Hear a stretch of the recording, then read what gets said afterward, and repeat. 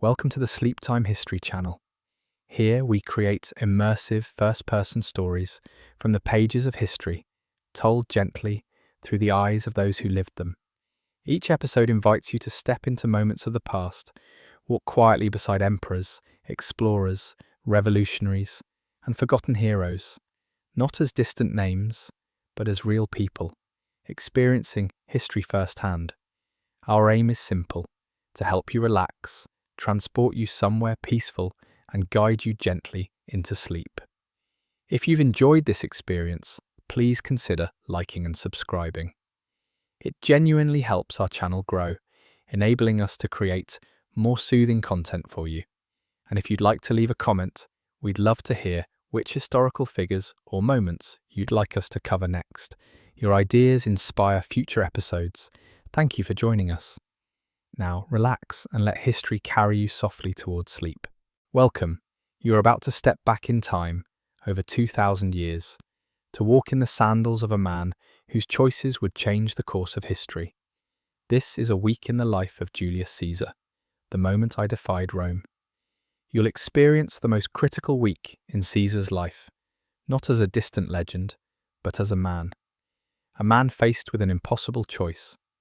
Through a calm, first-person journey, you'll witness his inner world unfold, day by day. But first, the setting. It is January 49 BC. For nearly a decade, Caesar has been waging war in Gaul, expanding Rome's reach and cementing his legacy. He has become beloved by his soldiers, feared by his enemies, and resented by many in the Senate. And now, his term as governor is ending. According to Roman law, once he steps down, he must return to Rome as a private citizen, where he faces political prosecution, humiliation, or worse. His enemies, led by Pompey the Great, demand he relinquish his army before coming home. But Caesar knows, without his legions, he is vulnerable, powerless, and so he pauses, on the northern banks of the Rubicon River, the legal boundary beyond which no general may lead an army. To cross it is treason, to stay is surrender. This is the story of that week. But more than that, this is the story of the man behind the myth. You'll wake with him in the cold, share his meals, walk his camp, and lie beside him in restless sleep. You'll hear the council of generals, the whispers of omens, and the echoes of a future not yet written. So now, let your breath slow and your mind wander. Let the distant fires of ancient Rome flicker in your imagination, and join me as we begin. Day 1. The Rubicon waits. The cold of early January settled into my bones long before I opened my eyes. A northern wind whispered through the canvas of my tent, pulling me from shallow sleep into a world heavy with thought. Outside, my legions slept, or pretended to. Even in their silence, they were waiting. I rose slowly, my joints stiff from decades of marching and strategy. A basin of water sat near the cot, already chilled. I dipped my hands and splashed my face. The shock of cold enough to wake the senses, but not the certainty I longed for. The tent was dim, lit only by the soft glow of embers in the brazier. I dressed deliberately. Woolen tunic, leather boots, a simple cloak against the cold.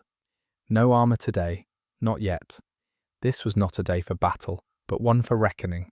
Stepping outside, the air struck me like a blade, crisp, sharp, alive.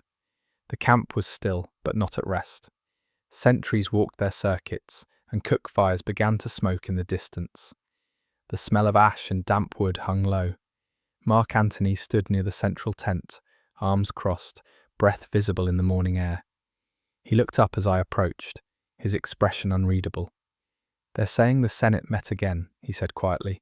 "Another decree, another ultimatum." I nodded. "They're painting me as a tyrant before I've made a move." "They're afraid," he said. "Afraid of what you've built." He wasn't wrong.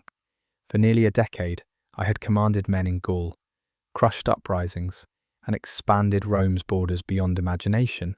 But that strength had made me a threat to the old guard, and now they wanted to bring me home in chains. We walked in silence for a while, the ground crunching beneath our boots. I paused near the river's edge, though I didn't yet approach it. The Rubicon flowed just out of sight, hidden behind trees and fog, yet it dominated every breath, every conversation. Crossing it would mean war. Remaining meant surrender. Back in my tent, I reviewed the morning's letters. One from Cicero, couched in diplomacy, but laced with warning. Another from a merchant in Rome offering discreet support. And one from Calpurnia, brief, affectionate, and filled with unease. She dreamed of storms, over the capital, of marble-stained red. I set her letter aside and poured myself a cup of wine, diluted and cool. The taste was flat, but it steadied me. After breaking my fast with olives and flatbread, I met with my inner circle. Antony, of course, Curio, sharp and pragmatic, a few trusted centurions who had followed me from Gaul. We spoke of troop movements, supply lines, Pompey's latest alliances, the practicalities of a civil war we had not yet begun. Curio laid out a map on the table. "They expect us to hesitate," he said. "They think you won't risk Rome." I traced the river's line with my finger. "They think wrong." Antony leaned forward. "Then give the order." I didn't answer him. Not yet. As the sun rose higher, I walked the camp alone. Men polished weapons, fed mules, sharpened tools. Some greeted me with nods or murmured prayers. Others simply stared. They knew the decision was close, and though they would follow me anywhere, I could feel the question in their silence. When, by midday, I returned to the river's edge, the Rubicon lay before me, thin and harmless in appearance. A child could cross it without effort, yet no line in all the world held more weight. I stood there for a long time, the wind tugging at my cloak. My thoughts drifted to Rome, its noise, its temples, its factions and games. I saw the Senate's marble steps and heard the roar of the forum. I remembered my father's face, my daughter's laughter, my first speech before a skeptical crowd, and I wondered, how would they speak of me, years from now? "Alea iacta est," I whispered, but not yet aloud, not yet.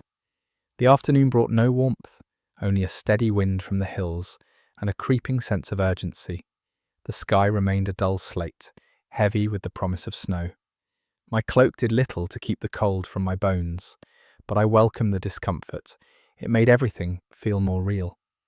I took a light meal in my tent, lentils, a slice of cheese and spiced wine, then walked to the command post to meet with a handful of senior officers. We said little of the Senate's decree. There was nothing new in it, only the same threat of disgrace, of disbandment, of returning to Rome without my legions. But the weight of it lingered. One of my officers, a veteran of Gaul named Domitius, spoke plainly. "If we stay, they will destroy you. If we cross, we may yet save what Rome was meant to be." It was not a rallying cry, nor a plea, just fact, simple, stark. When the meeting ended, I dismissed them and made my way on foot to the outskirts of the camp. A narrow path led through the woods, down a short slope, and opened onto the Rubicon. There it was, no different than it had been at dawn, quiet, cold, ordinary. I stood on the bank for a long while, the water gliding past my boots, silver under the dull sky. A few birds fluttered overhead, and somewhere upstream a horse snorted. The river paid no attention to history. It did not care who I was. "Alea iacta est," I whispered again. Still the words felt too soon. Back at camp I found Lucius, my aide, mending a saddle strap outside the supply tent. He looked up, surprised to see me alone. I asked him to sit. We shared a flask of warmed wine, not speaking at first. Finally he asked, "Will we cross tomorrow?" I considered lying. I considered silence. "We may cross tonight," I said instead. He nodded, his face unreadable. Then he smiled faintly. "Good." The fires were lit earlier than usual that evening. The soldiers gathered around them in tight clusters, passing bread and meat, sharing whispers. I passed among them, slowly, letting them see me, speak with me. They needed to know I was not hiding, that I was as human as they were, and just as burdened. One man, a young soldier from Hispania, stopped me and said, "My father served under you. He said you carried the weight of 10 men, but never lost the rhythm of your step." I thanked him, placing a hand on his shoulder. He bowed his head. When I left him, I felt a strange mix of guilt and pride. As the night deepened, I returned to my quarters and sat by the brazier, watching the flames lick the blackened stones.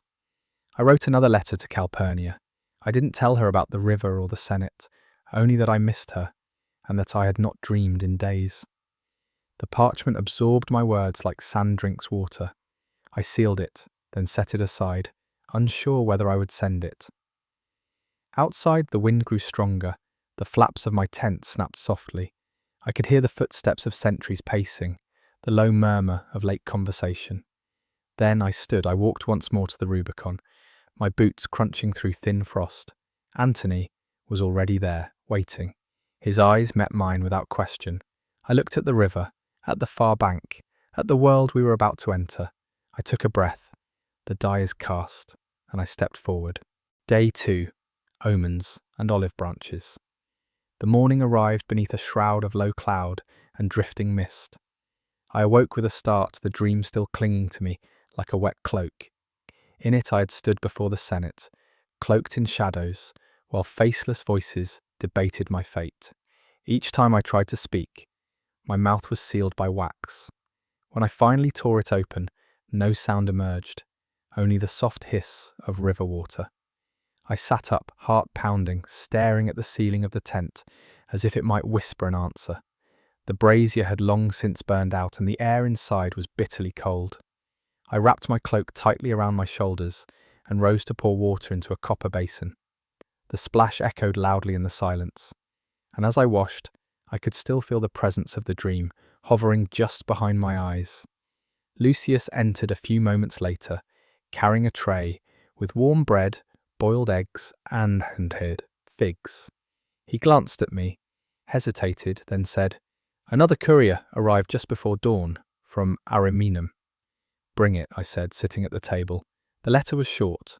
A friend inside the city had overheard senators discussing the final motion.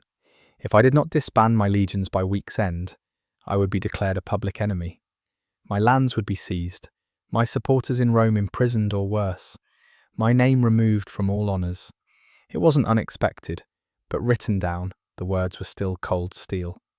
I ate slowly, distracted. The eggs had been boiled too long, and the figs were overripe. But I barely noticed. My thoughts kept circling the same point, what Rome had once promised, and what it now demanded. Shortly after breakfast, a visitor arrived at the camp, an Etruscan priest, his beard long and robes weather-worn. He had travelled from Arretium, claiming a vision of fire and eagles circling a river of blood. Antony, sceptical as always, scoffed at the theatrics, but I agreed to meet the old man. We stood in a small clearing just outside the palisade. The priest laid out a circle of stones, whispered prayers in a tongue older than Rome, and scattered bird bones onto the frozen earth. He studied them for a long while. "The gods speak, but they do not command," he said finally. "There will be a crossing, and beyond it, power, yes, but also sorrow. You may take the crown, Caesar, but you will wear it beneath the shadow of the blade." I thanked him, offered food and coin for his trouble, and watched him disappear into the mist. Back in my tent, I found Curio reading dispatches. He looked up grimly. "Pompey is calling the eastern governors to arms. They're forming lines as if war has already begun." "It has," I said, sitting beside him. "They just haven't told the people yet." He sighed. "And if you cross the Rubicon tonight, what then?" I said nothing. We both knew the answer. The afternoon brought more letters, more gossip from the capital. One scroll bore Cicero's seal, eloquent as ever, carefully balanced in its rhetoric. He urged calm, he urged dignity, he urged me to remember what I owed to the Republic, but he never once asked what the Republic owed to me. That evening, I dined with my officers around a low fire. The meal was modest: roasted lentils, flatbread, and salted meat. Conversation was light, cautious. No one mentioned the river, no one mentioned the decree, but I could see it in their eyes, feel it in the pauses between laughter. Afterwards, I stood alone near the southern edge of the camp, where a small shrine to Jupiter Optimus Maximus had been erected. A brass oil lamp flickered in the wind.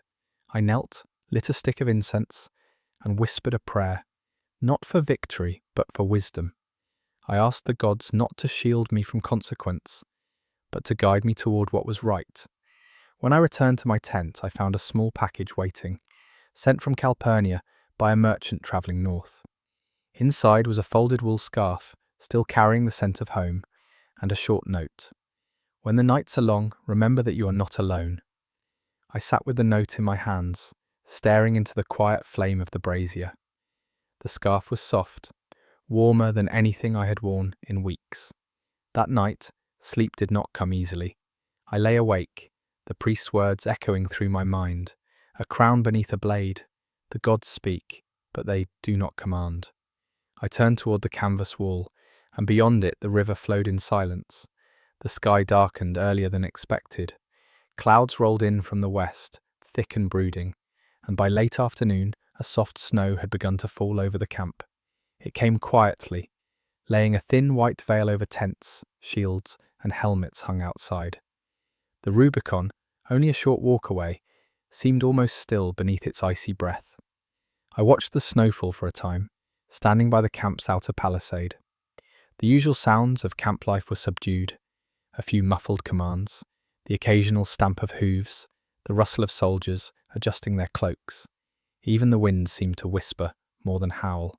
Mark Antony joined me not long after, pulling his cloak tighter as he walked. He didn't speak right away, but stood beside me, following my gaze toward the tree line, beyond which the river ran. "You've been quiet today," he said eventually.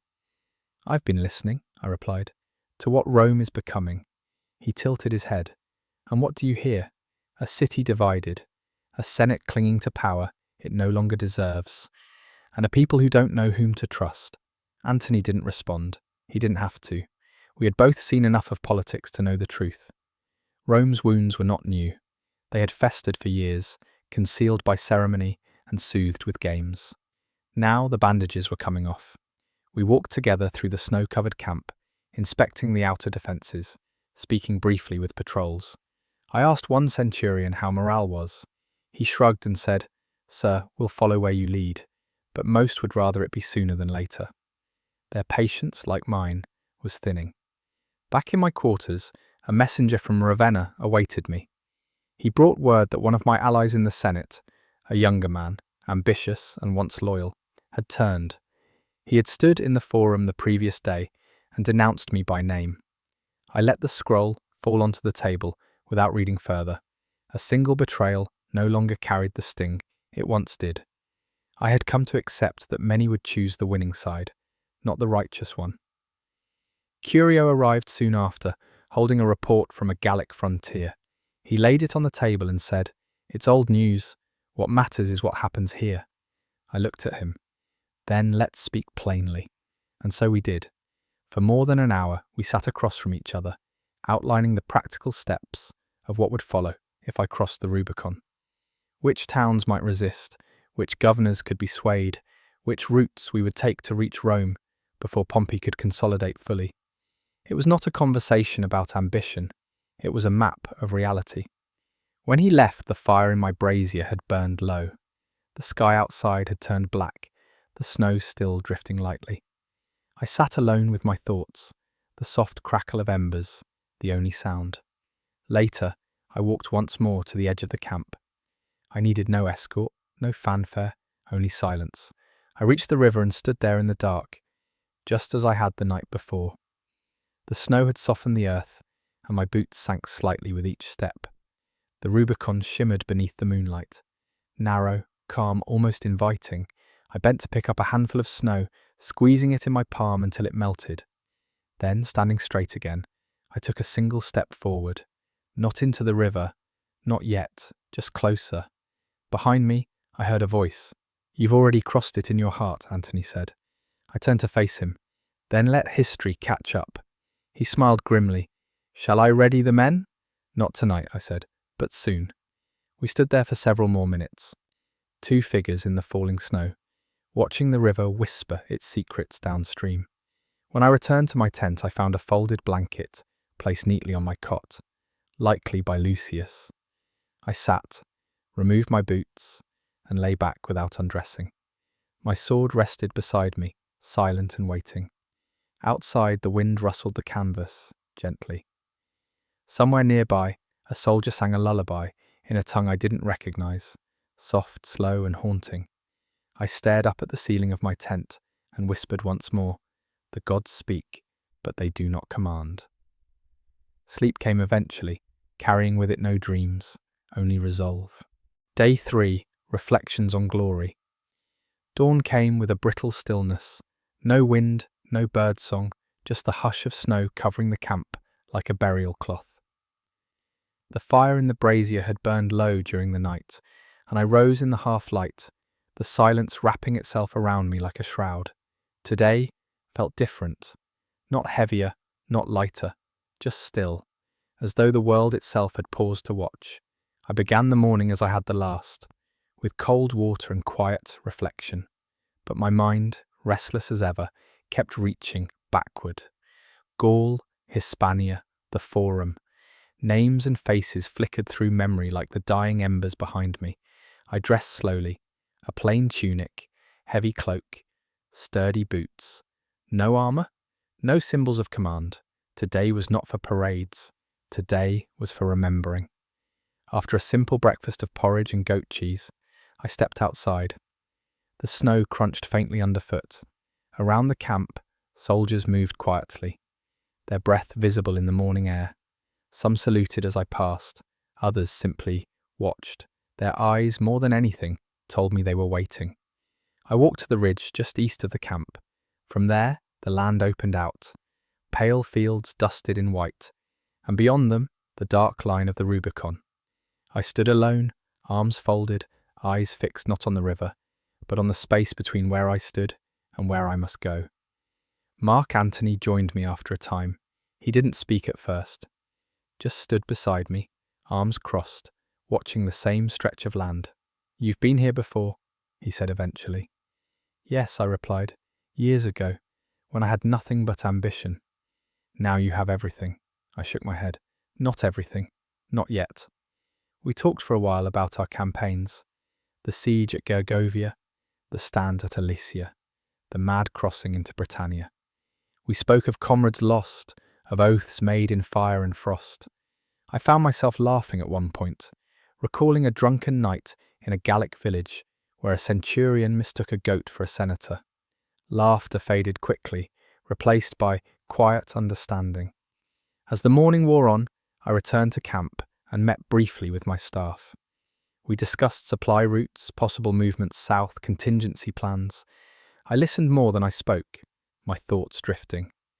Lucius brought word of Labienus. He had left the camp, quietly, without announcement, taking only a few loyal officers with him.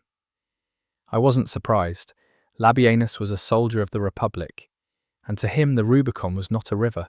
It was a boundary between loyalty and betrayal. I said nothing, only nodded. The afternoon passed in thought. I walked the perimeter of the camp again, not to inspect, but to observe. I watched two soldiers play dice near a cart of provisions. I watched a young officer teaching a boy to oil his armor. I watched the quiet rhythm of preparation. These men, they did not fight for power. They followed because they believed, because I had believed in them. Later, I returned to my tent and took out a scroll, my commentary on the Gallic Wars. I reread passages from the early campaigns, tracing the margins with my thumb. The words felt distant, like echoes from another life. As I read, I remembered a morning in Gaul. We had just crossed the Rhine. The mist had been thick, the river angry. I had stood on the bank, soaked to the skin, and told my men we would not retreat until our task was done. I had believed it then. I believe it now. As the afternoon wore on, a pale sun emerged behind the clouded sky, casting long golden streaks across the snow-covered camp. It gave the illusion of warmth, but the air remained sharp and biting. I walked back to my quarters, stopping briefly to watch a group of soldiers polishing their shields in silence. They worked with practiced rhythm, as if cleaning away doubt along with the grime. Inside the tent, the brazier was lit, and a plate of dried fruit, nuts and wine waited on the table. I ignored it. Instead, I sat at the small desk and unrolled another scroll, a copy of an earlier speech I had given in Rome years ago. I had written it in haste, just before addressing the Senate after my first campaign. It was filled with fire and hope, the kind of speech a younger man gives when he still believes he can change the world through words alone. I read it now with the eyes of someone older, wiser, and infinitely more tired. Curio arrived unannounced, brushing snow from his cloak. He didn't sit immediately, but hovered near the table, glancing at the scrolls laid out. "You're looking for something?" he asked. "No," I replied, only remembering what I used to believe. He finally sat, his movements slow with the weariness we all carried now. "You once told me that Rome could only be saved by someone willing to burn his name into its foundations." "I meant it then," I said. "Do you think I still do?" He studied me a moment before answering. "Yes, but I think you know now what the fire costs."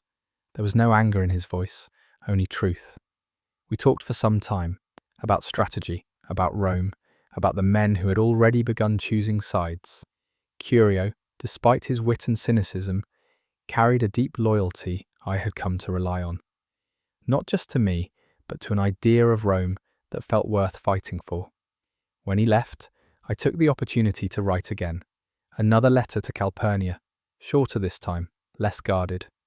I told her of the snow, of the quiet, of the river that still held its breath. I didn't speak of fear, only of waiting.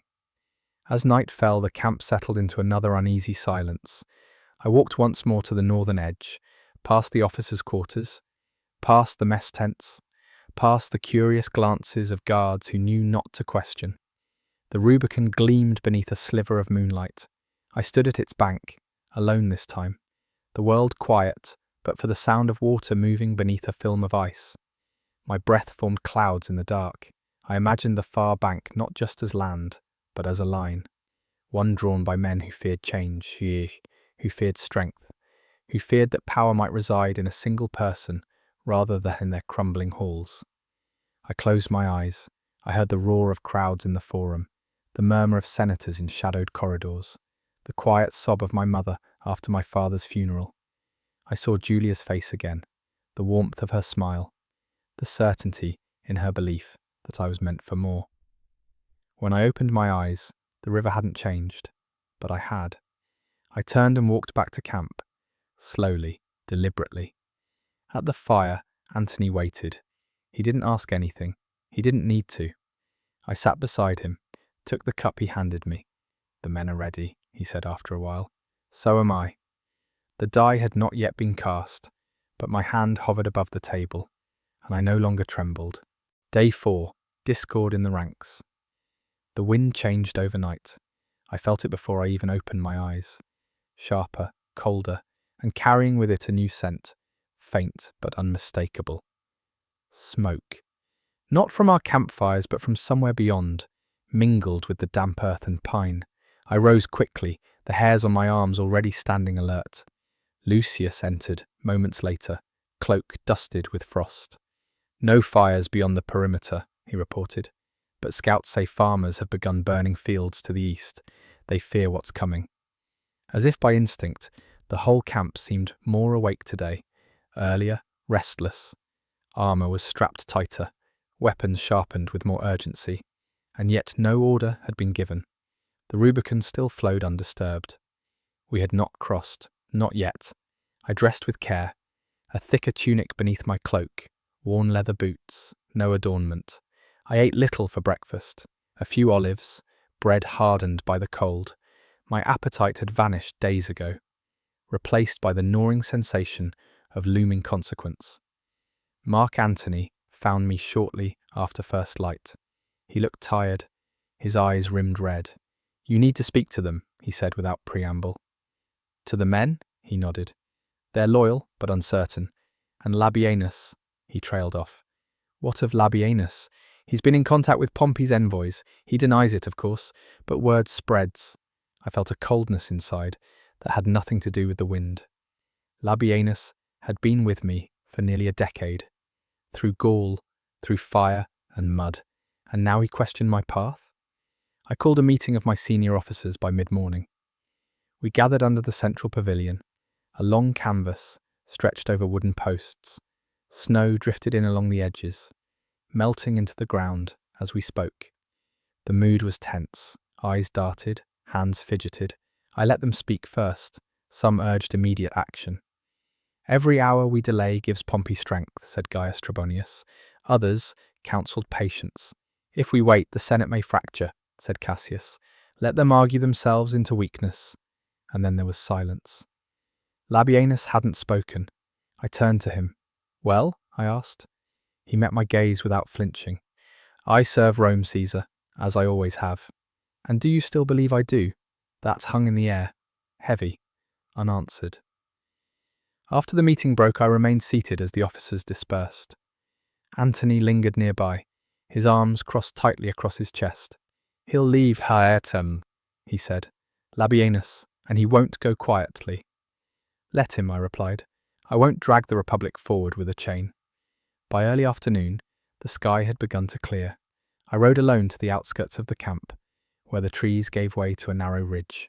From there, I could see the river once more, and beyond it, not just the land, but the idea of Rome itself. Everything we had built, everything we risked. I stayed there for some time, letting the wind tangle my cloak, my thoughts wandering. The road ahead was treacherous, yes, but the path behind, of silence, of surrender. That was no road at all. I turned my horse back toward camp. The day was not done, and neither was I. The mood in camp shifted subtly as the afternoon wore on, not in shouts or arguments, but in glances, in the way soldiers checked their gear twice, in how the usual camp banter faded into muttered exchanges. I moved among them slowly, silently. They didn't stop what they were doing when they saw me. They simply made space, offered nods, respectful, watchful. By mid-afternoon, Labienus was gone. He left without ceremony, taking a half-dozen men with him, most of them officers loyal more to the Senate than to me. No confrontation, no farewell, just empty bedrolls and a silence that spoke volumes. Antony found me not long after, pacing near the northern road. Word is he's heading south, he said, toward Pompey. I nodded, keeping my face still. He gave everything he had to Gaul, I said, and still he doubts. Antony's reply came after a pause. You didn't lose him today, Caesar. You lost him the moment you decided not to bow. We walked in silence for a while. The road underfoot was packed hard with frost, the air smelling faintly of pine and iron. Overhead, gulls circled, out of place, so far from the sea. Back at the command tent, I called in my personal guard. I gave orders to increase the watch through the night. We could not afford any more quiet departures. Not now. As the light faded, I met again with Curio. We stood at the map table, tracing the routes south. Towns that might hold out, bridges that might slow us, allies that might turn.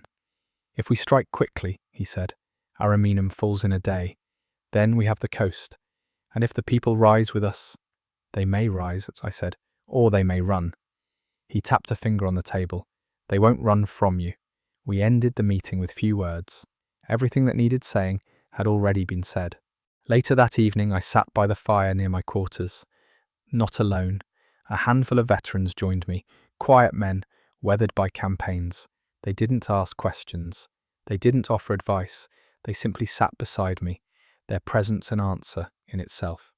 One of them, an old centurion named Marcus, passed me a cup of watered wine. Whatever you decide, General, he said, just don't let Rome forget who kept her borders whole. I nodded, grateful beyond words. As the night deepened, the temperature dropped sharply. Frost crept across the tent ropes and wooden carts. The stars overhead were brilliant, uncaring. I returned to my quarters and pulled Calpurnia's scarf from my satchel. I held it for a long time. The scent had begun to fade, but it still carried something of home, something of warmth, something I couldn't name. I placed it on my table, next to a sealed letter, one she might never read, unless the worst came to pass. Then I sat and wrote again. This time, it wasn't a letter. It was a reflection. On Labienus, on Rome, on the kind of loyalty that costs more than gold. I didn't know if I would ever share it. I only knew it had to be written. And when I finished, I whispered a prayer, not for strength, but for clarity. Tomorrow would bring its own shape. Tonight was for holding the line. Day 5, the calm before the storm. The camp woke to stillness. No wind, no snow, just a pale grey sky and a silence that felt deliberate, as if nature itself was waiting for something to break. I stirred before first light, unable to lie still. Sleep had offered only fragments, images of faces long gone, of temples shrouded in smoke, of the Rubicon turning red beneath a stormy sky. I rose and washed, dressing quickly. There was no time for ceremony. The weight of the previous day, of Labienus's departure, of the shifting morale, still hung in the air, thick as incense. But something in me had hardened, a clarity that only comes when there are no choices left to make. Lucius brought breakfast. Barley, cheese, a cup of hot wine. I ate in silence, listening to the camp stir awake, the usual sounds of metal and leather, of boots on frost-hardened ground. Familiar, reassuring. These were men I knew, men who had bled for me in Gaul, and cheered my name when Rome turned its back. Antony joined me just after dawn. He looked more at ease today, as if the unease of waiting had finally passed, or perhaps he simply understood what I now accepted. We could cross by night, he said, pouring himself wine. Quick, clean, no fanfare. I nodded. And what then? We move, fast, Ariminum first, then the coast. And Pompey, he shrugged. He'll run, he always runs. I wasn't so sure, but there was little point in debate. By mid-morning, I walked the camp alone. The soldiers stood taller when I passed. Not with bravado, but with focus. The indecision of days past had evaporated. Now, there was only the edge of the blade. In a quiet corner of the camp, I found a small group gathered around a philosopher, a Greek, travelling with the supply train. He spoke softly, but his words drew attention. To act is to shape the world, he said, but to wait is also an act. It is a declaration of what you fear to lose. He looked up and saw me, bowed slightly. I nodded in return and moved on, but his words lingered. In the command tent, Curio reviewed maps with two of the centurions. I joined them, tracing the routes with my finger. Roads winding towards cities that had not yet chosen sides. Provinces that remembered my name, but also remembered Sulla. We'll need messengers, I said. Before we march, let every town know why we come, not for conquest, for justice. Curio smirked. And if they don't believe it, they will, I said, or they'll believe when they see our banners.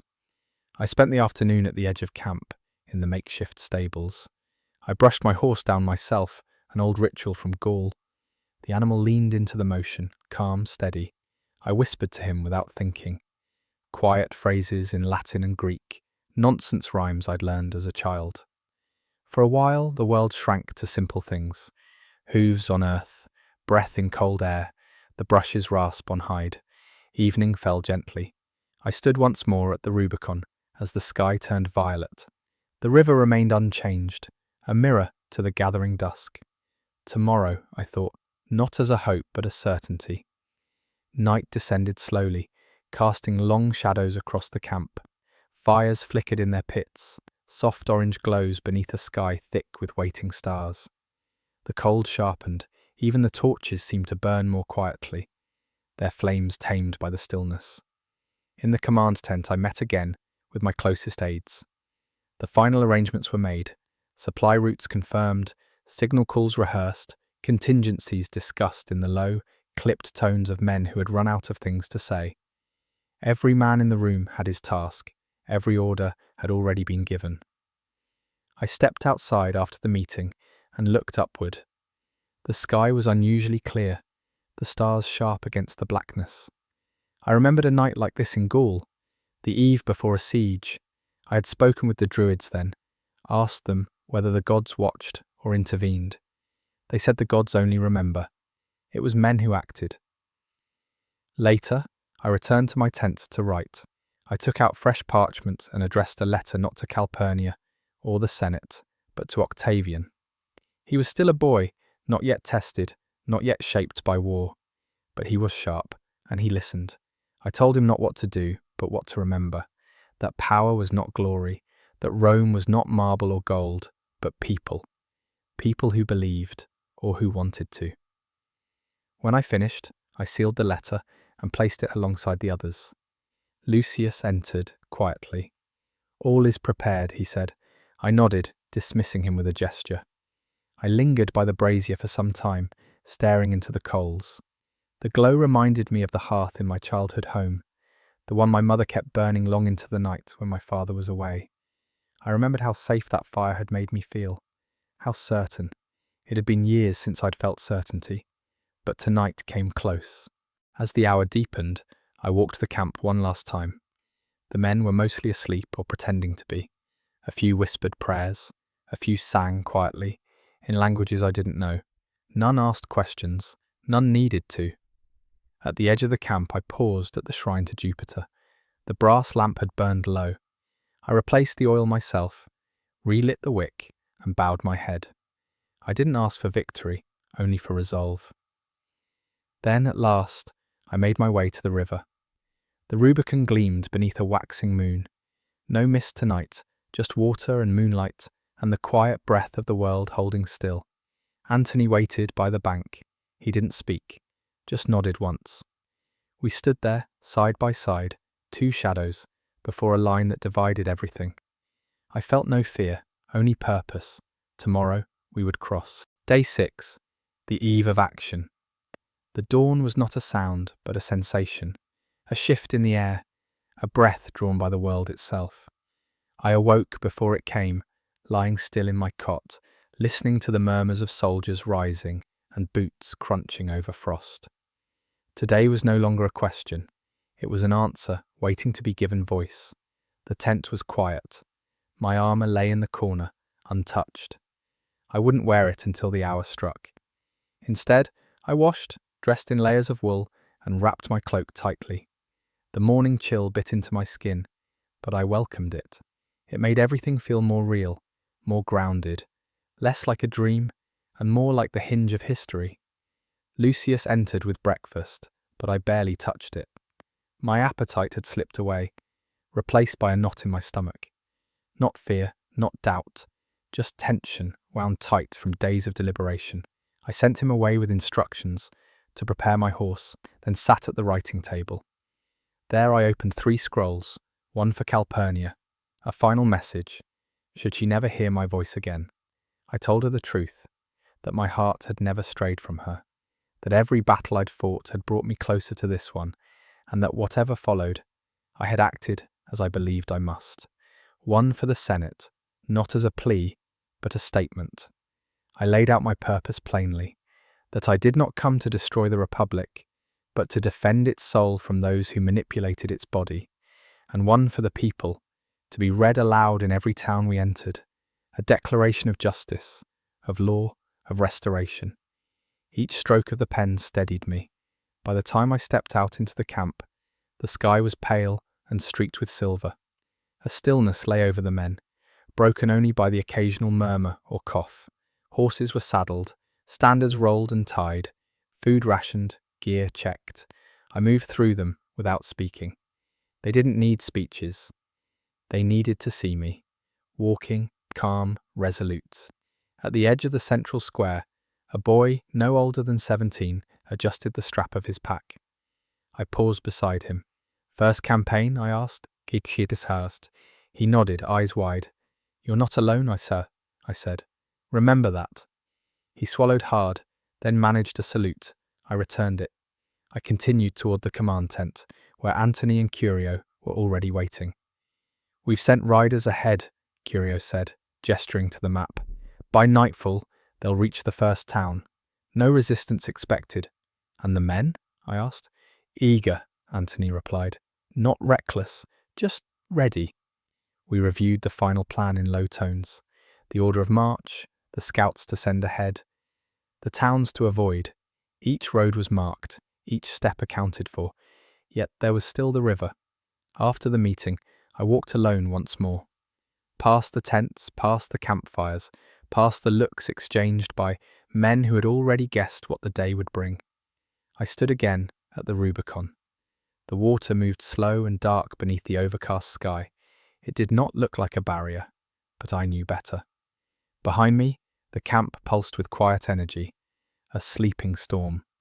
Ahead, Rome. Evening arrived like a held breath. The sun dipped behind the hills, casting the sky in firelight and shadow, while the Rubicon shimmered like a blade freshly drawn. I stood by the river with Antony and Curio, our outlines long and dark against the fading light. Antony spoke first. The men are fed. Arms are ready. Horses saddled. They're waiting. Are they afraid? I asked. They would be fools if they weren't, he said, glancing at me. But they trust you. I nodded slowly. Good. We walked back to the heart of camp where torches were being lit. The warm glow cut paths between tents. Men whispered or sat in silence, polishing armor, checking straps, exchanging quiet words. Some prayers, some farewells. I made my rounds without fanfare. At each fire, I paused. I placed a hand on a shoulder, shared a word or two. It was not ceremony, it was duty. These were not just soldiers. They were my brothers, my burden. At the officers' circle, I called them together. I gave no speech, only instruction. We cross at first light, I said. You know your tasks. Keep them close. They dispersed quickly. Purpose had no need for poetry. Afterward, I retreated to my tent. Lucius had lit the brazier and laid out a simple meal, but I touched neither. My body felt still, like the surface of a lake before thunder. I sat instead, sharpening my dagger, not because I expected to use it, but because it calmed my hands. Outside, the camp slowly fell quiet. Only the horses shifted now and then. Only the river moved. I rose again and walked to the Rubicon. The moon had climbed high. Its pale light fell across the river in silver ribbons. I thought of Rome, not the buildings or streets, but the idea of it, of what we said it stood for, of what it had become, and what it could be again.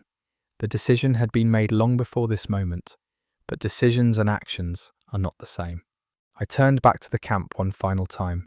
Then slowly I knelt by the riverbank. I touched the water, cold, relentless. I stood, and in the quiet, I whispered the words, not to Antony, not to my soldiers, not even to myself, but to time. The die is cast. I did not cross yet, but the future had. Day 7. The crossing. I rose before the light. The fire in the brazier had burned low, casting a dull orange glow against the canvas. I sat on the edge of my cot for a long moment, not moving. The air was cold, but I didn't feel it. I was still, utterly still, in body and mind. Lucius entered quietly, carrying my cloak and a sealed scroll. They are ready, he said softly. I nodded. Outside, the camp was silent, not with sleep but with anticipation. Torches flickered as the men stood by their posts, packs ready, weapons slung. It was as if we had already crossed, and the river was just a memory. I dressed slowly, deliberately. Tunic, boots, cloak.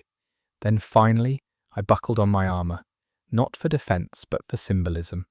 The men needed to see their general, in full form, leading from the front. In the command tent, Antony and Curio awaited. Their faces were tight with focus, but there was something else behind their eyes, something I hadn't seen in days. Peace. The calm before a decision becomes movement. We said little.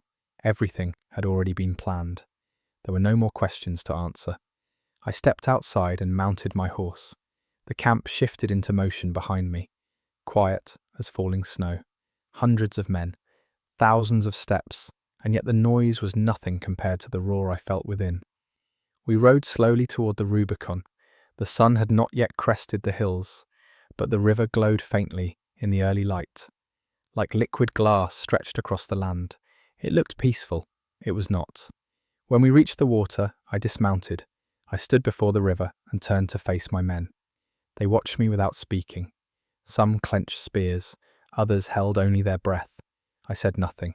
Instead, I looked at each of them, young and old, hardened and green. I saw the years we had lived together in battle, the wounds we bore, the oaths we had never needed to speak aloud. And then I stepped forward, 1 foot into the river. The cold rushed around my boot, soaking through the leather. Behind me, I heard the sound of 1,000 men drawing breath. And then, the first splash. Antony, then Curio, then the centurions, then the legions. We crossed not as conquerors, but as Romans who could not accept the death of our republic in silence. The water of the Rubicon wrapped around my ankles, cold and deliberate. Each step deeper was a step further from the life I had known. Behind me, the legions followed, moving not with fanfare, but with purpose, their feet splashing softly in rhythm, banners catching the dawn. When I reached the far bank, I stopped. I turned to face the river and watched them come, row after row, shield after shield, until the entire plain behind the water was in motion. No horns sounded, no cheers were raised, only the sound of decision, quiet, steady, complete. Antony dismounted beside me. He looked not at the men, but at me. "It's done," he said. "Not yet," I replied, "but it has begun." We made camp on the southern side, not far from the crossing. Fires were lit, rations distributed, guards posted. The soldiers moved with efficiency born of long marches and harder winters. No one questioned the order. No one asked if we would turn back, because there was no turning back. In the late morning, I sat with Curio and 2 officers from the 13th Legion.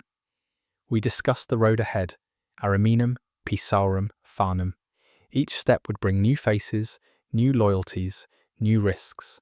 "We must send word to every town before we arrive," I said. "Let them hear our reasons before they hear our footsteps." Curio nodded. "And if the gates are closed? Then we knock," I said, "but gently if we can." That afternoon I walked through the camp, this new camp now planted on the soil of civil war. Men greeted me with respectful nods, but no one smiled. Not yet. They understood the weight of where we stood. I found a quiet place beneath a pine tree and sat for a time, away from the noise. The sky was clear now. A hawk circled overhead. I watched it until it disappeared beyond the ridge. I thought of Calpurnia, of the villa, of the olive groves in spring. I thought of what I might never see again, and I thought of Rome, not as a city, but as a promise. That evening, I addressed the legions, briefly. "We have crossed not to conquer, but to claim what was denied," I said. "We march not against Rome, but for her." They did not cheer. They did not need to. They understood. Later, in my tent, I wrote once more. This time, not a letter, but a journal. The first line was simple. "Today we crossed the Rubicon. The river is behind us, and so is yesterday." Title: The Historical Consequences of Caesar's Crossing. Part 6. Julius Caesar's legacy did not end with his life. In many ways, it had only begun. The echoes of his decision to cross the Rubicon reverberated across centuries, shaping not just Rome's political future, but the very idea of power in Western civilization. In the immediate aftermath of his death, Caesar was elevated in a way few mortals ever had been. Within a year, he was declared Divus Julius, the divine Julius, by the Roman state. His name, once mortal, was now inscribed on temples. A comet that appeared during the games held in his honour was interpreted as a sign of his ascent to the heavens. The Senate itself, which had once trembled at his authority, now bowed to his spirit. This deification was more than ceremony. It laid the groundwork for a new political structure, one where rulers were not merely men, but semi-divine figures who claimed legitimacy not just through law or birth, but through celestial favour. Augustus, Caesar's adopted son, would master this symbolism. As the son of a god, he inherited not only Caesar's name and political network, but also a divine aura. He never called himself a king. He didn't need to.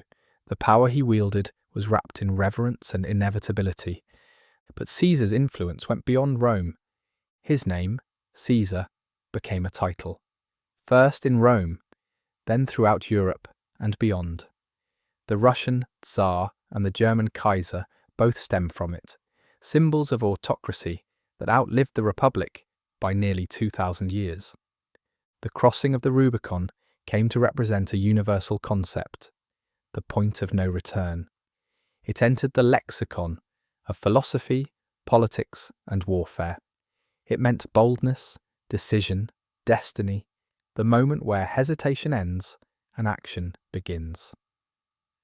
Generals, revolutionaries, and reformers throughout history would invoke Caesar not just for inspiration, but to justify their own break with the past.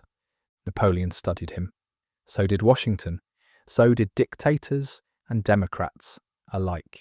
In Caesar, they saw a mirror of their own ambition, a model of transformation wrapped in brilliance and blood. Of course, Caesar's legacy was not unblemished. His path to power also laid bare the fragility of republican institutions. Rome had prided itself on balance, on shared governance, on the rule of law, yet all of that crumbled not with invasion, but from within, when ambition met fear and law yielded to force. As we continue this series, we'll explore how later emperors used Caesar's image to strengthen their own rule, and how the cult of personality evolved from divine right to public spectacle. For now, we remember this, that a man who once slept in tents on distant frontiers was now worshipped as a god in the heart of the empire. And it all began with a single, defiant step across a quiet stream. Title: The Historical Consequences of Caesar's Crossing. Part 7. As Rome transitioned from republic to empire, the shadow of Caesar grew longer.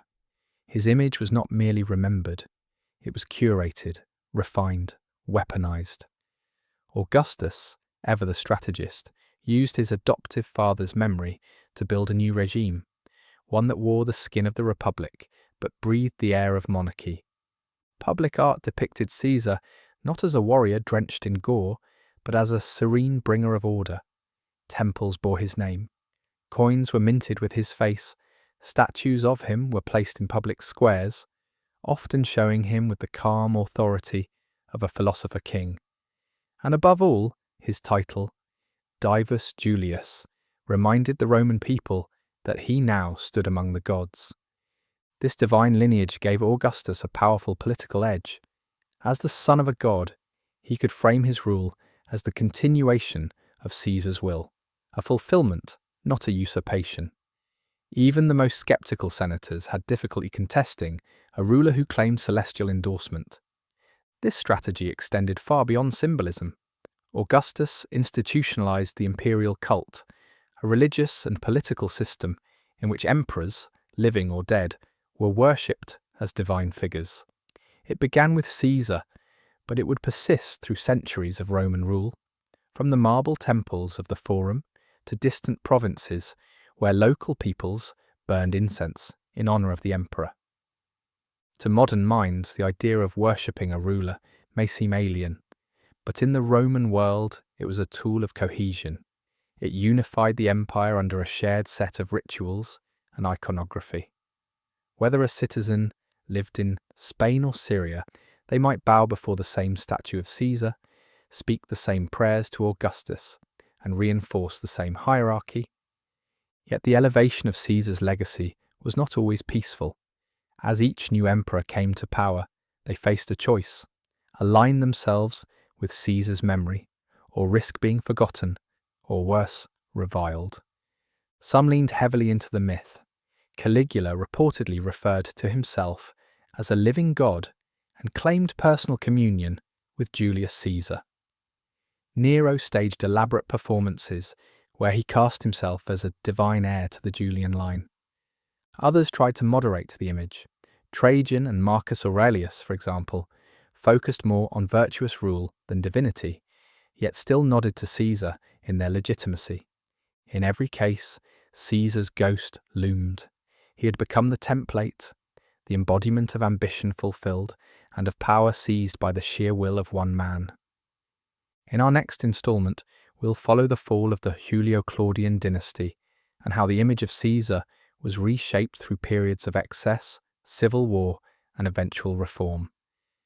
Because even when dynasties died, the myth of Caesar endured. Title: The Historical Consequences of Caesar's Crossing. Part 8. As the Roman Empire moved beyond the reign of Augustus, the legacy of Julius Caesar became both a stabilizing myth and a dangerous precedent.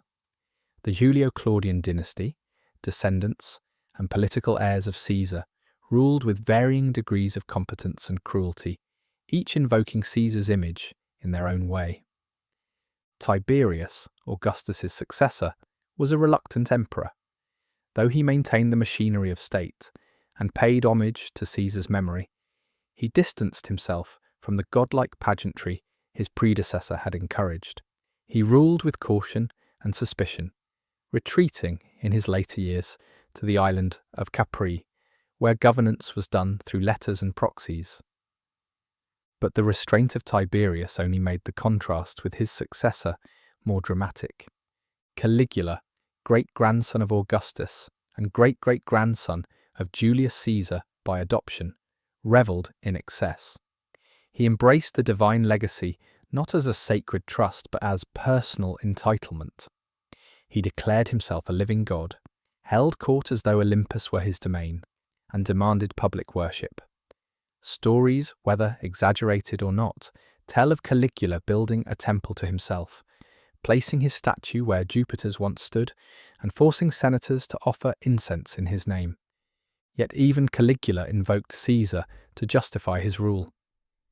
To challenge him was by implication to defy the lineage of Rome's most venerated figure. Claudius, who followed, restored some dignity to the office. A scholar by temperament, he expanded the empire's borders and worked to stabilize the imperial administration. He continued to use Caesar's legacy as a tool of legitimacy, though with less flamboyance. Caesar's writings were republished, his reforms praised, his birthday celebrated across the empire. Then came Nero, the last of the Julio-Claudians. Nero leaned into spectacle and performance. He fancied himself an artist, a musician, a poet, but not a soldier. Unlike Caesar, who had led from the front, Nero avoided the battlefield. Yet he still cloaked himself in the symbolism of his divine ancestor, funding games and monuments in Caesar's name, claiming inspiration from his military genius. But the myth could only support so much weight. Nero's rule collapsed in scandal and fire. When he died by suicide in 68 CE, the Julio-Claudian dynasty ended, and the empire plunged into chaos. The year of the four emperors followed, a brutal succession of claimants, coups, and civil war. Through it all, one thing remained: Caesar's ghost.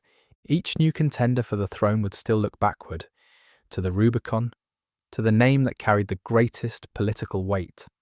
To be another Caesar was to promise glory. To fail by that name was to court ruin. In our next chapter, we'll explore how the Flavian emperors and those who followed reinterpreted Caesar, not as divine bloodline, but as a symbol of order, legacy, and empire. Because even when dynasties died, the myth of Caesar endured. Title: The Historical Consequences of Caesar's Crossing, Part 9. After the fall of Nero and the end of the Julio-Claudian dynasty, the Roman Empire entered a volatile period known as the Year of the Four Emperors. Chaos reigned. 4 different claimants rose and fell within the span of a single year, and civil war ravaged the empire. The question was not just who would rule, but by what right. In this instability, Caesar's legacy proved as relevant as ever. The Flavian dynasty, beginning with Vespasian, emerged from the ashes of civil war with a new vision of rule. Unlike the Caesars by blood, Vespasian had no direct connection to Julius Caesar. He was a self-made general, a pragmatist, and a master of optics. Yet he understood the enduring power of Caesar's image. Though he avoided divine titles during his lifetime, he preserved the cult of Caesar and Augustus, using them to validate his position. By aligning himself with Caesar's memory, not as a son, but as a restorer, Vespasian framed his reign as the continuation of Roman greatness. He built, he reformed, he projected stability. The Colosseum, one of the most enduring symbols of Rome, was begun under his rule, a monument to order rising from chaos. His sons, Titus and Domitian, would take differing approaches. Titus, beloved for his compassion during the eruption of Vesuvius and a deadly plague, was likened to Caesar in his generosity. Domitian, more authoritarian, leaned into imperial grandeur, emphasizing the emperor as the axis of Roman identity. By now, Caesar's image was everywhere, not just in Rome, but across the empire. In provinces as far as Gaul, Hispania, and Judea, temples bore his name. Coins still carried his face. Statues of him stood alongside those of emperors who had never met him. He had become more than a founder, he was a framework. Later emperors would continue this trend. The 5 good emperors, Nerva, Trajan, Hadrian, Antoninus Pius, and Marcus Aurelius, ruled during one of Rome's most stable eras. Though they seldom claimed divine status, they all invoked Caesar's legacy. They ruled not as revolutionaries, but as caretakers of a world Caesar had shaped.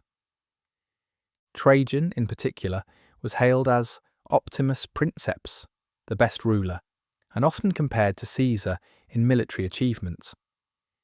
Hadrian honoured Caesar by continuing infrastructure and legal reforms that bore his name. In this way, Caesar became something broader than a man or a god. He became a measuring stick. To be a Caesar was to be judged, not only by your actions, but by how closely they mirrored the myth. In our next chapter, we will explore how this myth endured even after the fall of Rome, how Julius Caesar was remembered, repurposed, and reimagined in the centuries that followed. Because his crossing of the Rubicon was not the end of a story, it was the birth of a symbol. Title: The Historical Consequences of Caesar's Crossing. Part 10. The fall of Rome in the 5th century did not bury the legacy of Julius Caesar. It liberated it. With the Western Roman Empire dissolved, Europe fragmented into feudal kingdoms and emerging Christian powers. But even in these shifting landscapes, Caesar's name persisted, evolving into something greater than history. It became myth. In medieval Europe, Julius Caesar was revered not merely as a general or statesman, but as a figure of near-mythical stature. He appeared in chronicles and romance literature alongside Alexander the Great and Charlemagne as one of the 9 worthies, idealized paragons of knightly and imperial virtue. These were men whose stories transcended the limits of time, held up as examples of courage, wisdom, and command. Caesar's story was embellished, dramatized, and taught as moral instruction. His conquest of Gaul became legend. His decision to cross the Rubicon was reframed as both a bold act of destiny and a cautionary tale of ambition. In Christian Europe, Caesar also became a symbol of temporal power, contrasted with spiritual authority. Popes, kings, and bishops debated the morality of his life. Was he a tyrant or an agent of divine providence? His assassination became a theological touchpoint, echoing themes of betrayal, sacrifice, and human frailty. But perhaps the most lasting medieval influence of Caesar was linguistic. His name, Caesar, had already become synonymous with ruler, but in this new age it adapted across languages and empires. The Holy Roman Emperors in Germany adopted the title Kaiser. In Russia, the Tsars derived their name directly from Caesar. Each of these rulers, whether Germanic warlords or Slavic monarchs, claimed legitimacy by invoking the ghost of Rome's most famous son.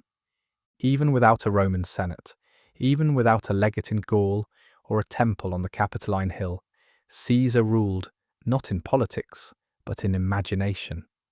The Rubicon too survived.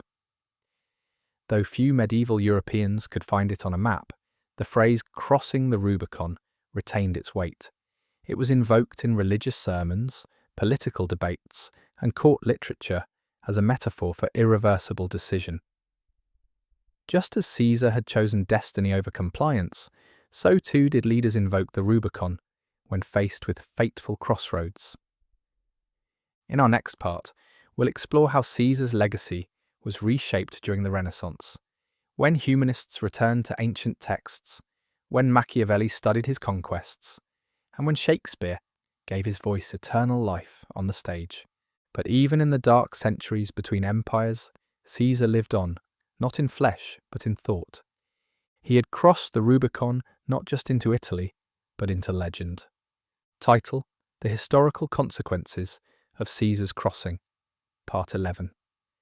The Renaissance was an age of rediscovery, of art, science, language, and politics, and at its heart was a renewed obsession with the ancient world. Among the great names of antiquity, few captivated Renaissance minds more than Julius Caesar. To the humanists of the 14th and 15th centuries, Caesar was both a historical subject and a political case study. His Commentari de Bello Gallico, written in his own hand, was rediscovered and widely copied. Students and scholars read his words to learn Latin, rhetoric, and the art of persuasion, but they also studied him to understand the anatomy of power. For Niccolò Machiavelli, the Florentine diplomat and political thinker, Caesar was more than a general. He was an example of virtù, the ability to bend fortune through will. In The Prince, Machiavelli warned of ambition unchecked, yet he also admired Caesar's boldness, his decisiveness, and his genius for command. Caesar became a paradox, the model of both greatness and caution. It was also during this period that Caesar's life took to the stage. In 1599, William Shakespeare wrote Julius Caesar, a tragedy that remains one of his most performed plays. It opens not with Caesar's triumphs, but with the murmurs of rebellion. In Shakespeare's telling, Caesar is not a hero nor a villain. He is a man pulled between pride and vulnerability, surrounded by those who love him and fear him in equal measure. The play immortalized the drama of the Ides of March and gave us lines that still resonate today. Et tu, Brute? You too, Brutus? A phrase that speaks to betrayal in its most personal form. Shakespeare's Caesar is not the invincible conqueror of Gaul, but the mortal politician, flawed and grand in equal measure. Beyond the classroom and the theatre, rulers of the Renaissance modelled themselves on Caesar. His military discipline, architectural legacy, and vision for a centralised, efficient state appealed to monarchs trying to consolidate power in France, Spain, and beyond. Artists painted him, sculptors carved him, philosophers debated him, and everywhere his crossing of the Rubicon stood as a metaphor for leadership under pressure. Do you act, or do you wait? Do you preserve peace, or risk all for what you believe must be done? In our next part, we'll explore how Caesar's legacy influenced the Enlightenment and the Revolutionary Age, how his name appeared in the writings of revolutionaries, in the shadows of Napoleonic ambition, and in the dreams of republics old and new. Because the Rubicon was not crossed only once, each age must ask whether to cross its own. Title: The Historical Consequences of Caesar's Crossing, Part 12. As the Enlightenment swept across Europe in the 17th and 18th centuries, thinkers and revolutionaries alike turned their eyes to antiquity for inspiration. Julius Caesar, long admired as a military genius and literary stylist, took on new dimensions. To monarchists, he was a cautionary tale. To republicans, he was a spark. To revolutionaries, he was a warning and a guide. The Enlightenment questioned divine right, absolutism, and inherited power. It sought reason, structure, and liberty. But it also admired strength, courage, and resolve. Caesar became both a political tool and a philosophical dilemma. Was he the hero who saved Rome from corruption, or the tyrant who destroyed the Republic? Writers like Montesquieu criticized him for setting a precedent of dictatorship. Voltaire admired his intellect and bravery. The ambiguity of Caesar's legacy allowed thinkers to use him to argue both for and against strong centralized leadership.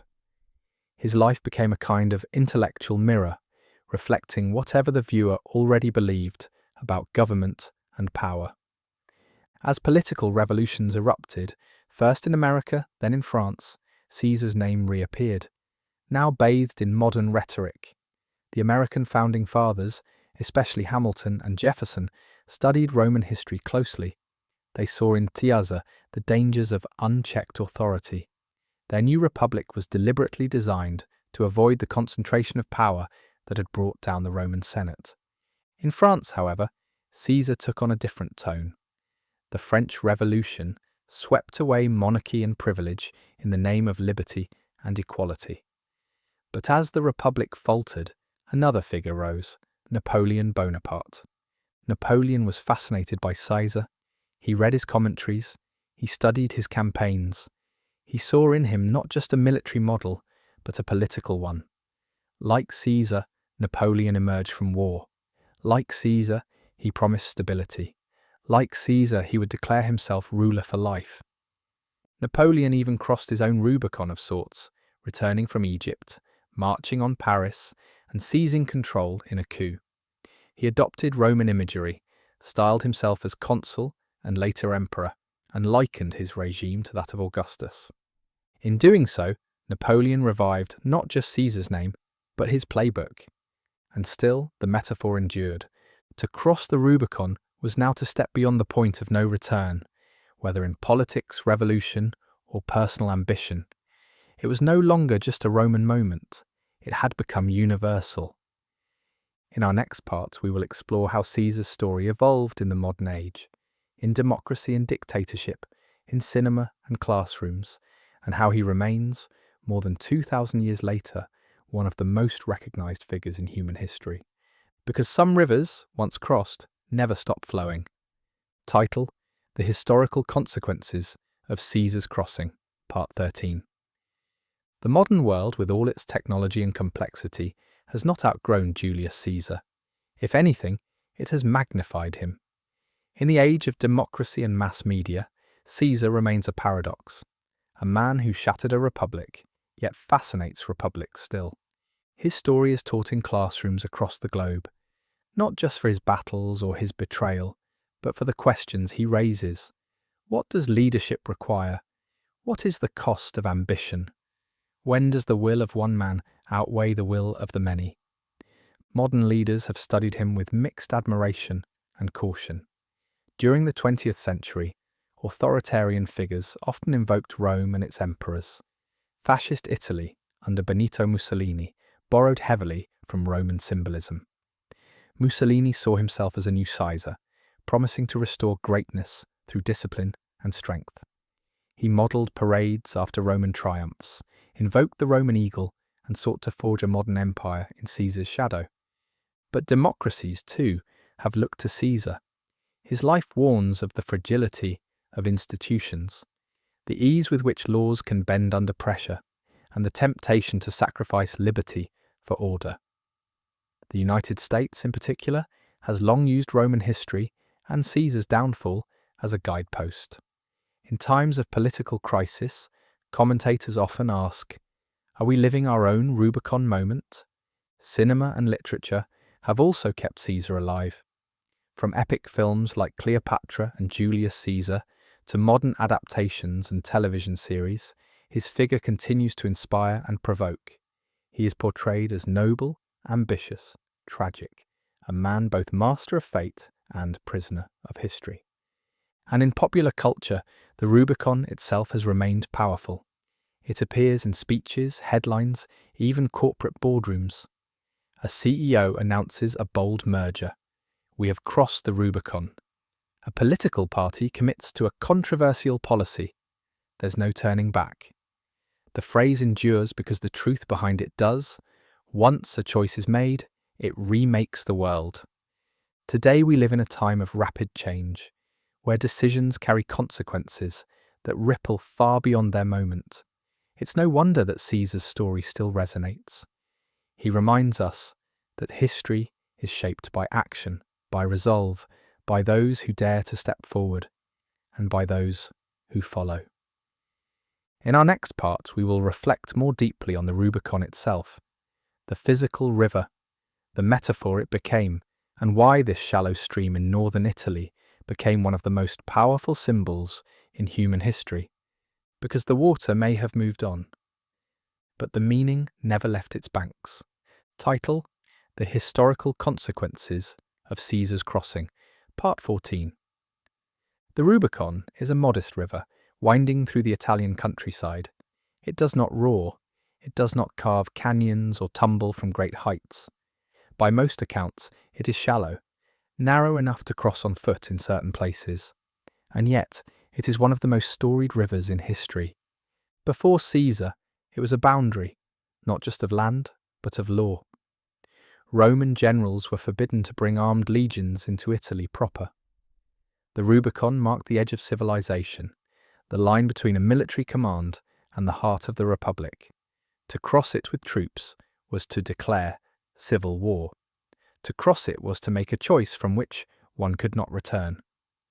When Caesar stepped into the water in 49 BCE, he did more than lead soldiers. He led an idea, the idea that sometimes a single action can change the course of an entire world. The phrase crossing the Rubicon has outlived the river itself. Over the centuries, the exact location of the original Rubicon was lost, debated by historians and geographers. Only in the 20th century did the Italian government formally designate the Fiumicino River near Rimini as the Rubicon, reviving its name to match the legend. A statue of Caesar now stands nearby, capturing the moment of decision in stone. But whether it is the literal river or the metaphorical one, the Rubicon speaks to a deep human truth, that there are moments in life when we must act, even when the consequences are unknown, even when the outcome is uncertain. Moments when delay becomes more dangerous than decision. Throughout history, generals, monarchs, politicians, inventors, and everyday people have found their Rubicon. Sometimes they cross it with confidence, sometimes with dread, but always with the knowledge that the world on the other side will be different. The Rubicon is a boundary not of geography, but of character. It is the moment we choose to step forward. In modern Italy, the river is marked with signs and commemorations. School children learn of its importance. Tourists visit its banks. But the real Rubicon is not in the soil. It is in the story. The story of a man who faced exile or glory, ruin or revolution. The story of a choice that once made history. In our final part, we will pause to reflect, not only on Caesar, but on what his story reveals about human nature, leadership, and the tides of history that still shape our world today. Because every generation finds its Rubicon, and each of us in some way must choose when to cross. Title: The Historical Consequences of Caesar's Crossing, Part 15. We end not on the banks of a river, but in the quiet space left behind when the ripples fade. Julius Caesar's decision to cross the Rubicon has echoed through over 2,000 years of human history, not because it was the grandest battle or the most violent moment, but because it was a choice. One man, in a moment of uncertainty, stepped forward when others hesitated. That act, swift, irreversible, personal, shaped empires. Caesar's life was many things: a tale of ambition and strategy, a portrait of leadership and loneliness, a study in greatness and the dangers it invites. He was not perfect, he was not always just, but he was unforgettable. And in that, he achieved the closest thing to immortality a mortal can know. His name lives on in language, in law, in legend. His story is told in classrooms and courtrooms, in novels and plays, in marble and on screens. Every time a leader stands at a crossroads, every time a person faces a choice that could change everything, the shadow of Caesar stands nearby. Because the Rubicon is not just a river, it is a symbol of boldness, of clarity, of risk. It reminds us that there comes a time when waiting is more dangerous than moving forward, when silence is no longer an option, when turning back is impossible. And yet, Caesar's story also reminds us that power is never simple, that even the most glorious victories can carry consequences, that leadership, while commanding, must be guided by wisdom, not only will. He won his civil war. He was hailed as a god. But within 5 years of crossing that small river, he was dead on the Senate floor, surrounded not by enemies, but by men who once called him friend. History does not end with victory. It continues with how that victory is remembered, challenged, reimagined. And so the Rubicon still flows.